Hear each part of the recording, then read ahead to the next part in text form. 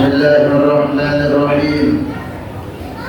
السلام عليكم ورحمة الله وبركاته.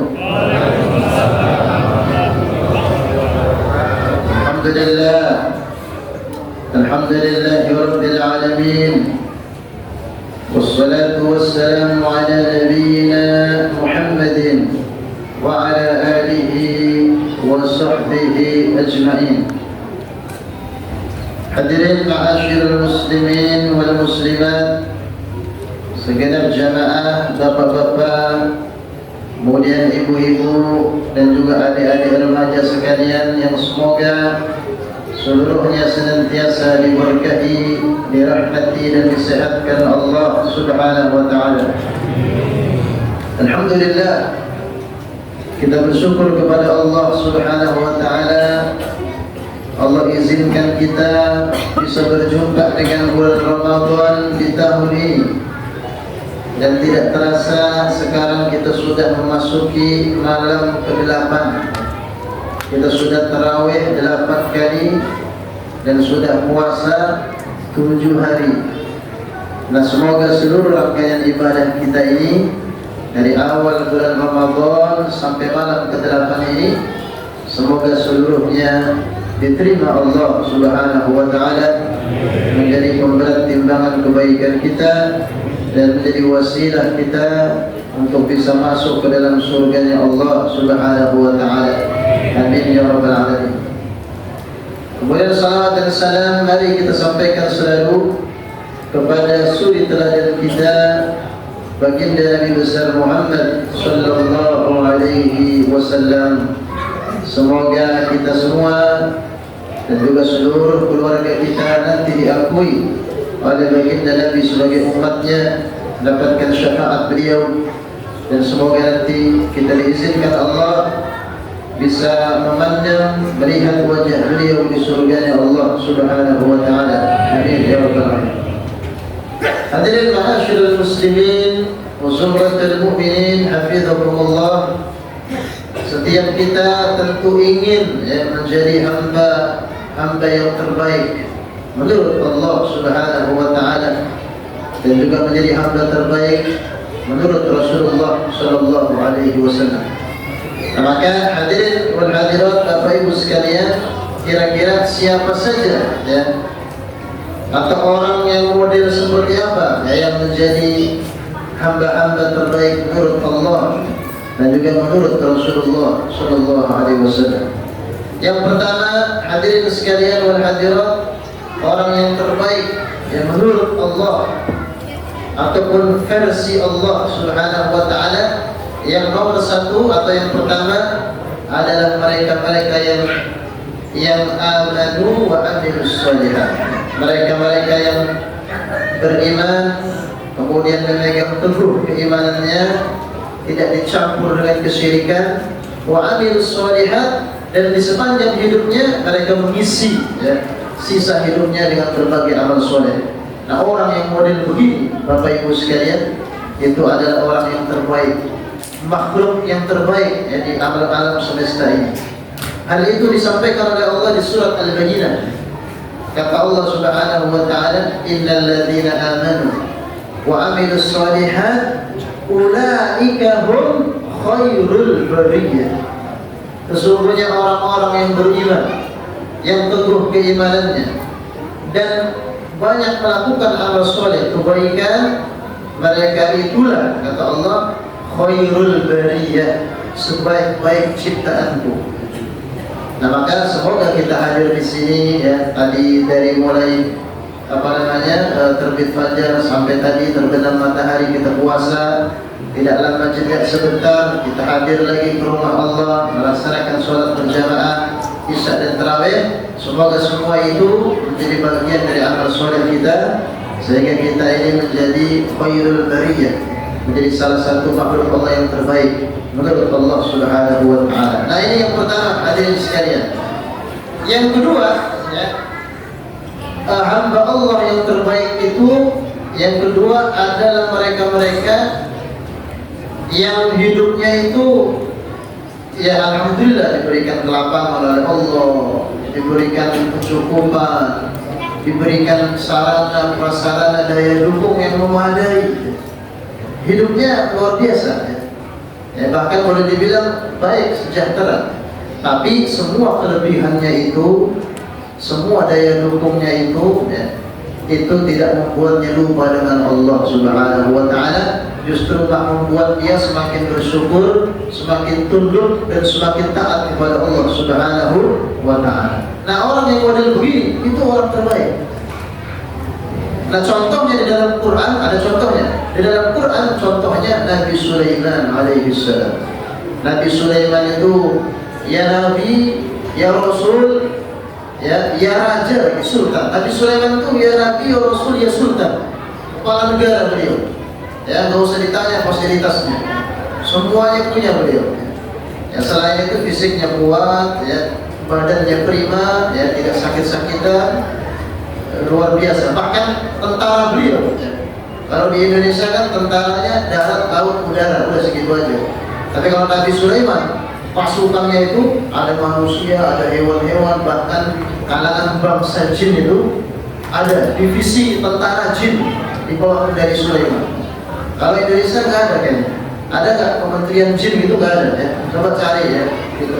Bagian ya masalah jin nggak ada ya. Makanya Nabi Sulaiman itu kerajaannya dahsyat ya.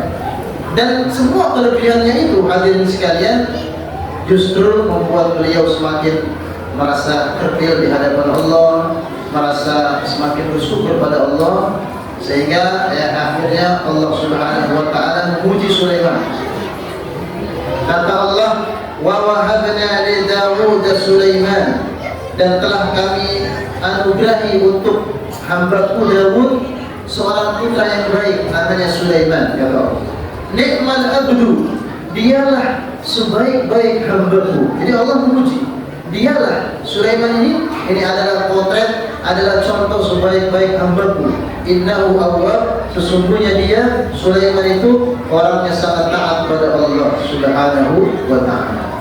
Maka hadirin sekalian, kalau kita kondisinya sedang lapang, sedang ya banyak nikmat dari Allah, berkacalah pada Sulaiman, teladani Sulaiman, jadilah orang-orang yang taat sebagaimana dulu Nabi Sulaiman taat pada Allah Subhanahu wa Ta'ala. Kebanyakan kita kadang-kadang zaman susah taat sama Allah, begitu susahnya mulai hilang, mulai agak sejahtera dikit, mulai lupa pada Allah. Itu banyak yang begitu. Makin sejahtera, makin lupa lagi sama Allah. Banyak yang begitu. Nah, maka jangan seperti itu. Nah, kemudian yang ketiga, hadirin sekalian, ya, hamba Allah yang terbaik menurut Allah Subhanahu wa Ta'ala itu adalah kebalikan yang nomor dua ini. Jadi kondisi hidupnya banyak ujian, ya, banyak kepahitan, air mata, ya, kesedihan dalam hidupnya, dan itu wajar. Namanya hidup ada suka, ada duka. Jadi mereka-mereka yang ujiannya dahsyat, ujiannya luar biasa, tetapi tetap sabar, tetap mendekat pada Allah Subhanahu wa Ta'ala, tidak pernah marah atau ngambek kepada Allah. Justru dengan ujian itu dia semakin dekat dan taat pada Allah Subhanahu wa Ta'ala. Di dalam Al-Qur'anul Karim contohnya adalah hamba Allah yang lain, ya, bukan Nabi Sulaiman tapi Nabi Ayub alaihissalam. Nabi Ayub ujiannya dahsyat. Aset-asetnya itu habis, hadirin sekalian. Jadi asetnya, usahanya, peternakannya semuanya habis. Tadinya kaya raya dia. Dan bukan hanya hartanya ludes, bahkan fisiknya mengalami sakit, diuji oleh Allah. Dan orang-orang yang tadinya mendekat, semua yang menjauh, kecuali sedikit sekali yang masih menemani Ayub. Tapi Nabi Ayub tidak pernah mengeluh kepada Allah Subhanahu wa Ta'ala. Dan sakitnya itu, hadirin sekalian, bukan sehari dua hari, bukan seminggu dua minggu Ayub itu. Kalau kita buka tafsir, sakitnya belasan tahun. Ada yang mengatakan 17 tahun, ada yang mengatakan 19-an tahun. Intinya sekian belas tahun, hampir 20 tahun ujian. Tapi Ayub tidak mengeluh sedikit. Maka kita kalau lagi banyak ujian hidupnya, ya, atau lagi demam-demam sedikit, meriang-meriang sehari dua hari, gak usah mengeluh, hadirin sekalian.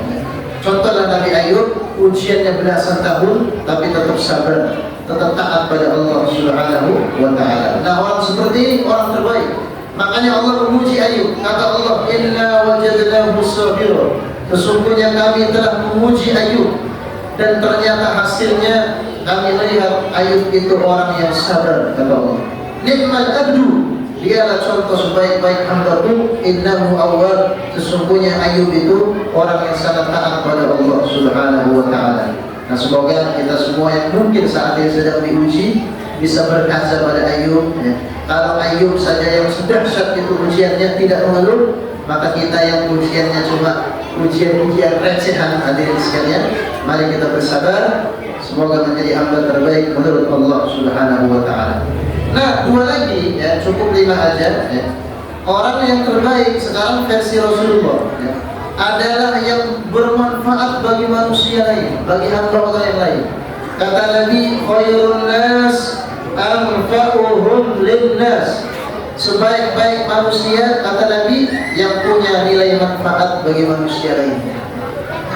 Nah, jadi melalui pesan ini Nabi ingin umatnya ini bermanfaat. Jangan sampai jadi orang yang tidak ada manfaatnya. Bahkan naudzubillah, ya, menimbulkan kerusakan, ya, menimbulkan kemudaratan. Apalagi adik-adik remaja yang beberapa hari ini sedang rajin tawuran, itu nggak ada manfaatnya, ya. Ya, itu tidak bermanfaat bagi manusia, bahkan melukai dan membahayakan dirinya dan manusia lainnya.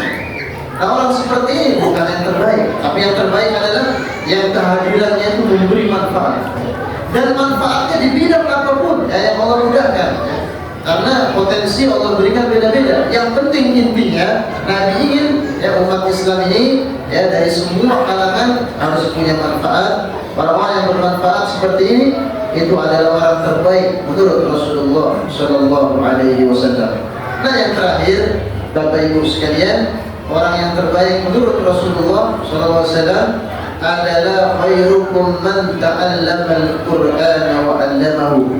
Sebaik-baik kalian, kata Nabi, adalah orang yang dalam hidupnya punya agenda belajar dan mengajarkan Quran. Nah, jadi melalui pesan dan sabda beliau ini, Nabi ingin umatnya itu, ya, dalam hidupnya itu yang 24 jam dikali sepekan, dikali seminggu, ya, berjam-jam itu, jangan sampai tidak ada agenda belajar mengajar Quran.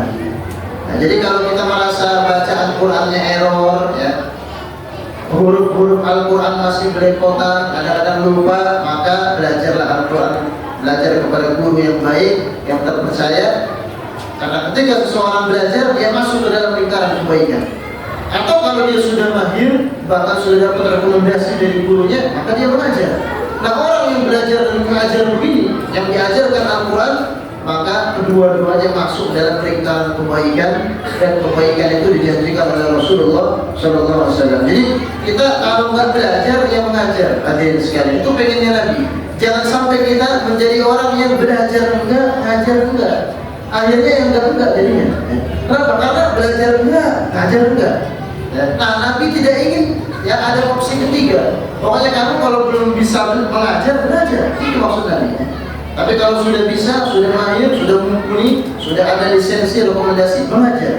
Dan jangan pernah ditinggalkan sampai wafat, sampai bertemu Allah Subhanahu wa taala. Kalau orang bisa seperti itu bertahun-tahun, berpuluh-puluh tahun, dia masuk ke dalam lingkaran kebaikan yang dijanjikan oleh Nabi Sallallahu Alaihi Wasallam, yaitu kebaikan belajar dan mengajarkan Al-Quranul Karim. Nah, inilah hadirin sekalian, orang-orang terbaik menurut Allah, menurut Rasulullah SAW. Ada 5. Semoga kita bisa menjadi satu paling tidak dari 5 ini, atau kalau bisa kita menjadi 5-5-nya, sehingga kita menjadi hamba yang baik menurut Allah dan Rasulullah Sallallahu Alaihi Wasallam. Baik, demikian tausiah singkat kali ini.